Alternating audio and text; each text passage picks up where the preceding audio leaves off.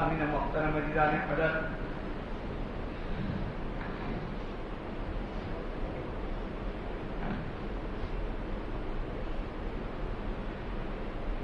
رمضان المبارک کی تو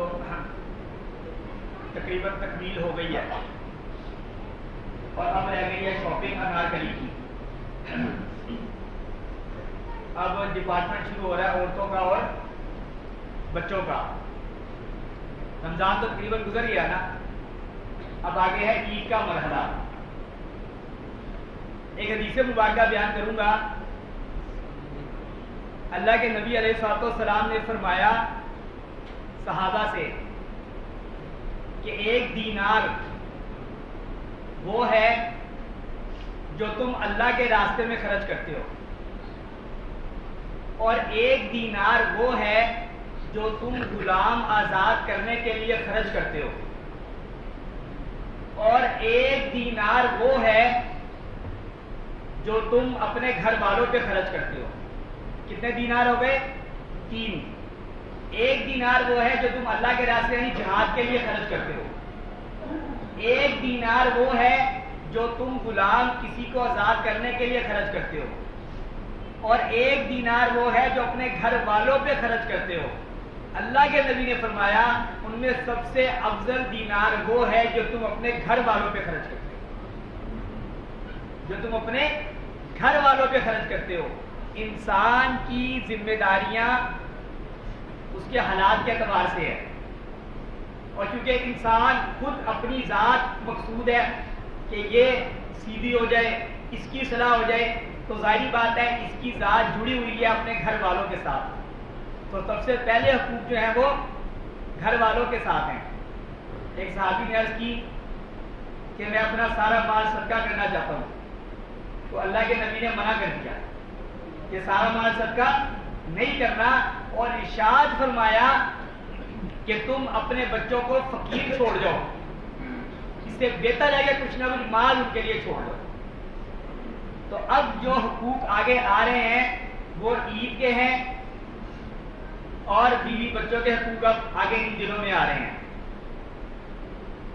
اسلام ترک دنیا کی تعلیم نہیں دیتا،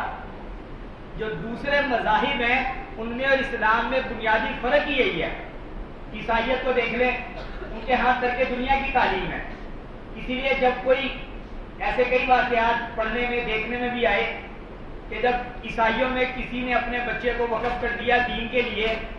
تو وہ پھر اس ماحول سے باغی ہو کے آ گیا، کیوں؟ وہ فطرت کے خلاف ہے۔ انسان کی فطرت ہے کہ یہ راحت بھی چاہتا ہے، تفریح بھی چاہتا ہے، اور اسلام دین فطرت ہے، یہ اس کا پورا پورا موقع دیتا ہے۔ دیکھیں نا، رمضان میں اس کو منع کر دیا کہ کھانا پینا ایک مقررہ وقت میں نہیں کرنا، بیوی کے پاس نہیں جانا، عبادت کی مشقت بڑھ گئی، اور اب جب عبادت کی مشقت بڑھ گئی تو اب طبیعت نے کہا کہ مجھے کچھ راحت چاہیے، کچھ تفریح چاہیے، تو اب اس کے لیے عید کا تہوار رکھ دیا کہ اب یہ موقع آ گیا، اس پہ تم نے اپنی تفریح کرنی ہے۔ اور بادشاہ ہے نا، بادشاہ نے پہلے رعایا کو روک دیا، رعایا کو روک دیا کہ بھائی اب تم نے یہ چیزیں جو جائز تھی وہ بھی استعمال نہیں کرنی، اور اب بادشاہ یہ چاہ رہا ہے کہ اب تم خوشی مناؤ،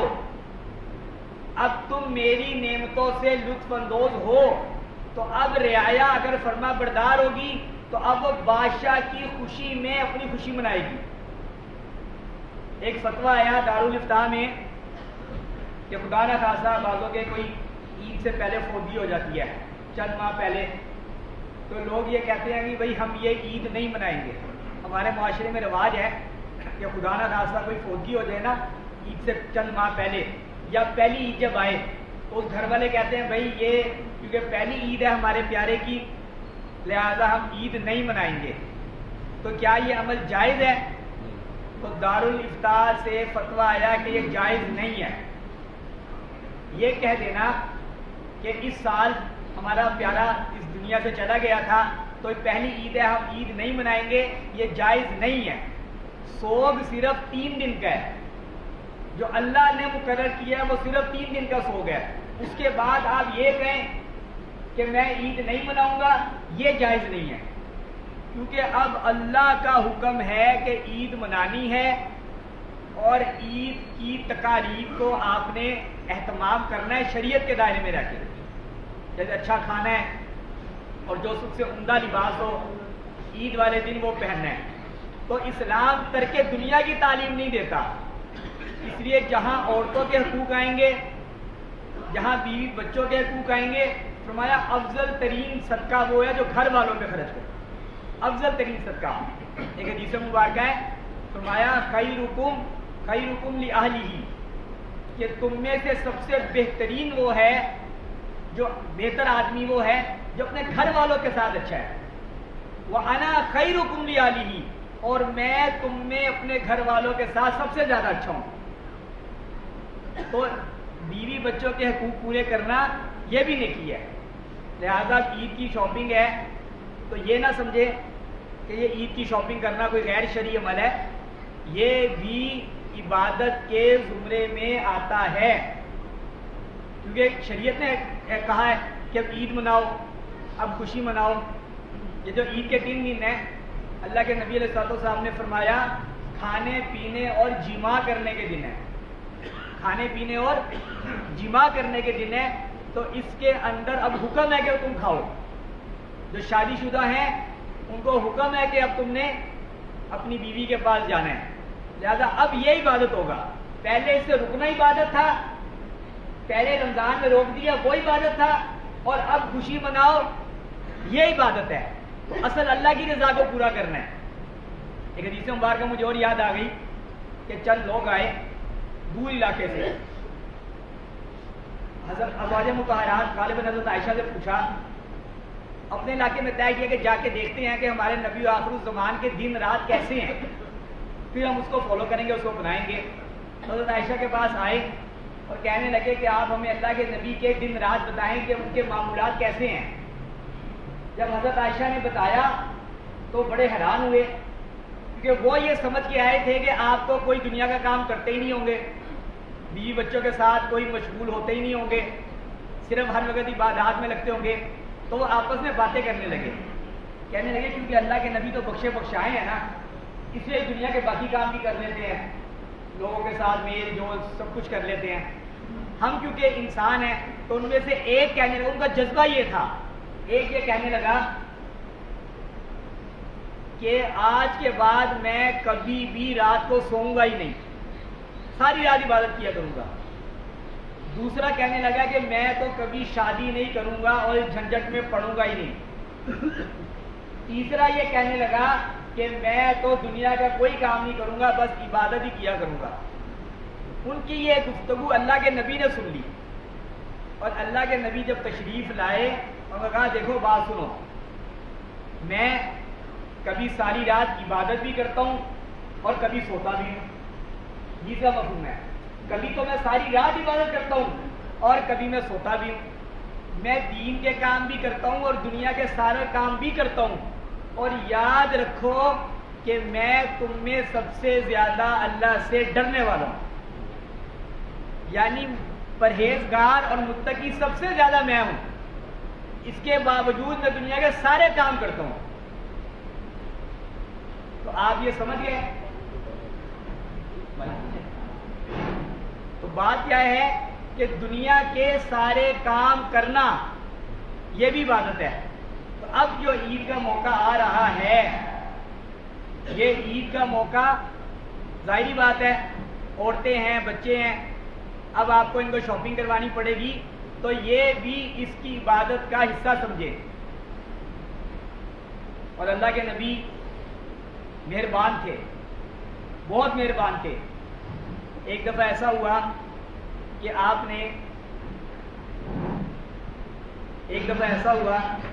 اللہ کے نبی نے صحابہ کو منع کر دیا کہ کوئی عورتوں کو مارے نہ، کوئی عورتوں کو مارے نہ۔ ایک دفعہ اللہ کے نبی نے صحابہ کو منع کر دیا کہ کوئی عورتوں کو مارے نہ۔ تھوڑا سا گزرا، حضرت عمر آئے اور کہنے لگے یا رسول اللہ عورتیں تو جری ہو گئی ہیں، عورتیں اپنے شوہروں کے اوپر کیا ہو گئی ہیں؟ جری ہو گئی ہیں، اور ان کے اوپر اپنا حکم چلانے لگی ہیں۔ اللہ کے نبی نے پھر اجازت دے دی کہ چلو عورتوں کو مار سکتے ہو۔ تو مارنے کا مراد یہ نہیں ہے کہ بلا وجہ مارنا، وہاں مارنا جہاں کہ اس کی کوئی غلطی ہو، اتنی اجازت ہے مرد کو کہ وہ عورت کو مار پیٹ کر سکتا ہے، مگر ساتھ یہ بھی فرمایا وَعَاشِرُوهُنَّ بِالْمَعْرُوفِ، اچھے طریقے سے ان کے ساتھ نیکی کے ساتھ زندگی گزارو۔ ہاں فَإِن كَرِهْتُمُوهُنَّ، اگر تمہیں کوئی بات ناپسند ان کی لگتی ہے نا، ہو سکتا ہے اس کے اندر میں نے تمہارے لیے کوئی خیر ڈال دی ہو، وَيَجْعَلَ اللَّهُ فِيهَا خَيْرًا كَثِيرًا، تمہیں تمہاری بیوی کی کوئی بات ناپسند ہے تو دوسری اچھی بھی ہوگی، یا ہو سکتا ہے اس کی کسی برائی کے اندر، عورت بعد میں عورت سخت مزاج ہوتی ہے، فرمایا اس کی اس سختی کے اندر بھی ہو سکتا ہے تمہارے لیے کوئی خیر ہو۔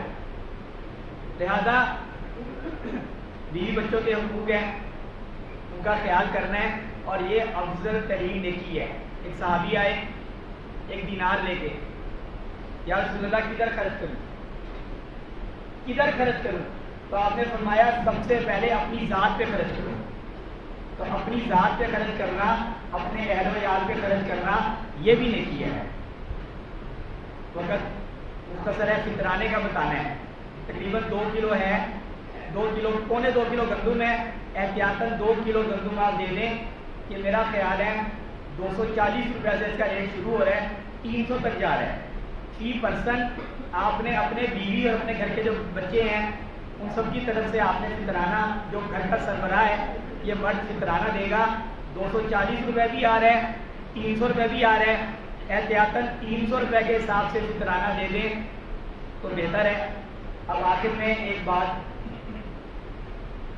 لوگ عید آ رہی ہے تو ایک دوسرے کو تحفہ دیتے ہیں نا، دیتے ہیں نا تحفہ، اور حدیث میں آتا ہے کہ ایک دوسرے کو تحفے دو، اس سے باہم محبت بڑھتی ہے۔ تحادو تحابو، ایک دوسرے کو تحفے دیا کرو، تحفوں سے محبت بڑھتی ہے۔ تو عید سے پہلے جب جمعہ ہوتا ہے میں بھی اس سے کوئی تحفہ دیتا ہوں اپنے نمازیوں کو، تو میں جو تحفہ دیتا ہوں وہ سرمایہ کا نہیں ہوتا، وہ علم کا ہوتا ہے، اور علم بھی سرمایہ ہے۔ یہ جو ہم بیان کرتے ہیں نا احادیث، یہ معمولی بات نہیں ہے، معمولی تو ہے بھی نہیں، کس ذات کی بات ہے۔ صحابہ کرام اور تابعین ایک حدیث کے لیے مدینہ سے دمشق کا سفر کیا، صرف ایک حدیث لینے کے لیے مدینہ سے دمشق چل کے گئے۔ حضرت ابو بکر صدیق کے بارے میں آتا ہے، حضرت عائشہ کہتی ہیں میرے والد ایک دن رات کو بڑے بے چین رہے، کروٹیں بدل رہے تھے، میں پریشان ہوئی، میں کہا خیریت ہے آپ بہت پریشان ہیں؟ انہوں نے کہا بات یہ ہے میرے پاس کچھ حدیثیں لکھی ہوئی ہیں، اللہ کے نبی کی کچھ حدیثیں لکھی ہوئی ہیں جو 500 کے قریب ہیں، اور اس میں کچھ حدیثیں ایسی بھی ہیں جو میں نے خود سنی ہیں، اور کچھ حدیثیں ایسی ہیں جو میں نے دوسروں سے سن کے لکھی ہیں، تو مجھے ڈر ہے کہ جو میں نے دوسروں سے سن کے لکھی ہیں اس میں کمی بیشی نہ ہو جائے۔ تو ساری رات بے چین رہے، اور صبح اٹھے تو حضرت عائشہ کو کہا کہ وہ مجموعہ لے کر آؤ، اور وہ مجموعہ لے کے سارا جلا دیا کہ کہیں اللہ کے نبی کی بات میں کوئی کمی بیشی میرے سے نہ ہو جائے۔ تو احادیث کا اتنا بڑا مقام اور رتبہ ہے، امام بخاری نے بخاری شریف لکھی ہے، ایسی احتیاط اور اتنی محنت کہ عقل دنگ رہ جاتی ہے کہ اتنی احتیاط کوئی لکھنے میں کر نہیں سکتا۔ تو میں ان احادیث کے ذخیرے میں سے ایک تحفہ آپ کو عید کا دینے لگا ہوں، وہ حدیث مبارکہ جو ہے۔ اور یاد رکھیں اللہ کے نبی سے جو بات نکلی ہے نا زبان مبارک میں، وہ وحی الہی ہے، وہ ایسی نہیں ہے کہ جیسے ہم بات کرتے ہیں۔ قرآن نے کہا ہے وَمَا يَنْطِقُ عَنِ الْهَوَىٰ، یہ جب بولتے ہیں نا تو ان کا بولنا وحی ہوتا ہے، ان کے نفس کا اس میں کوئی دخل نہیں ہوتا۔ اللہ کے نبی جو بات کہتے ہیں وہ اللہ کی طرف سے اس پہ مہر ہے، یاد رکھیں۔ وہ حدیث مبارکہ کیا ہے جو میں آپ کو دینے لگا ہوں تحفے کے طور پہ؟ وہ حدیث مبارکہ یہ ہے کہ اللہ کے نبی نے فرمایا ایک دفعہ صحابہ کرام سارے جمع تھے، تو پہلے میں یہ بات کر دوں کہ یہ جو احادیث ہوتی ہے نا، یہ جو ہم احادیث بیان کرتے ہیں، اس میں الفاظ کی کمی بیشی تو ہو سکتی ہے، مفہوم غلط نہیں ہو سکتا، مفہوم غلط نہیں ہو سکتا۔ ہاں قرآن میں الفاظ کی کمی بیشی نہیں ہو سکتی، قرآن میں الفاظ کی کمی بیشی نہیں ہو سکتی، حدیث میں الفاظ کی اتنی گنجائش ہے، مفہوم وہی ہونا چاہیے۔ اب وہ حدیث سنیں، وہ حدیث مبارکہ یہ ہے کہ اللہ کے نبی نے فرمایا ایک شخص کو غصہ چڑھا کسی پر، کسی ماتحت پر غصہ چڑھا یا کسی پر بھی غصہ چڑھا، اب وہ اس غصے کا جذبہ اور نتیجہ پورا دکھا سکتا ہے، وہ قادر ہے کہ وہ انتقام لے سکتا ہے، وہ انتقام لے سکتا ہے، مگر اللہ کی رضا کے لیے وہ غصہ پی جاتا ہے، اللہ کی رضا کے لیے وہ غصہ پی، اور کوئی غرض نہیں ہے، ڈرتا نہیں ہے اس سے، کوئی لالچ نہیں ہے، وہ اپنا غصہ اس پہ پورا اتار سکتا ہے، مگر اللہ کے لیے وہ اپنا غصہ پی جاتا ہے۔ فرمایا محشر کے دن اسے تمام انسانیت کے سامنے بلایا جائے گا اس کے اس عمل پہ کہ وہ غصہ اللہ کے لیے پی گیا، تمام انسانیت کے سامنے بلایا جائے گا، وہ حور عین اور بڑی آنکھوں والی حوروں کو کھڑا کیا جائے گا اور کہا جائے گا جو چاہیے اس میں سے لے لے، جو چاہیے لے لے۔ تحفہ ہے یا نہیں عید کا؟ تحفہ وہی ہونا چاہیے جو دل خوش کر دے، تو حوروں کے تذکرے سے دل خوش ہو جاتا ہے نا، کیونکہ یہ بھی ایک نعمت ہے۔ دنیا کی رنگینی عورت کے ساتھ ہے، دنیا کی رنگینیاں عورت کے ساتھ ہیں، اور اسی لیے جنت میں قرآن نے حور کا ذکر کیا، اور حور بڑی آنکھ والی، کہ بڑی آنکھ ہونا خوبصورتی کی علامت ہے۔ تو جو غصہ پی، اور یہ تاجروں کے لیے تو بڑا تحفہ ہے، یہ جو تاجر کیونکہ اکثر ماتحت ہوتے ہیں نا، اور وہ غلطیاں بھی کرتے ہیں اور یہ اپنا غصہ پی جاتے ہیں، تو جو غصہ پی گیا جبکہ وہ اس غصے کو قادر تھا کہ وہ انتقام لے سکتا تھا، اللہ کے لیے غصہ پی گیا، قیامت کے دن جائے گا اس حور میں سے جو چاہیے تجھے لے جا۔ یہ میں آپ کو عید کا تحفہ ہے، اللہ تعالیٰ سب کی عید اچھی کرے، چند دن رہ گئے ہیں، ابھی غنیمت ہے، اللہ تعالیٰ کی توفیق کے بعد میں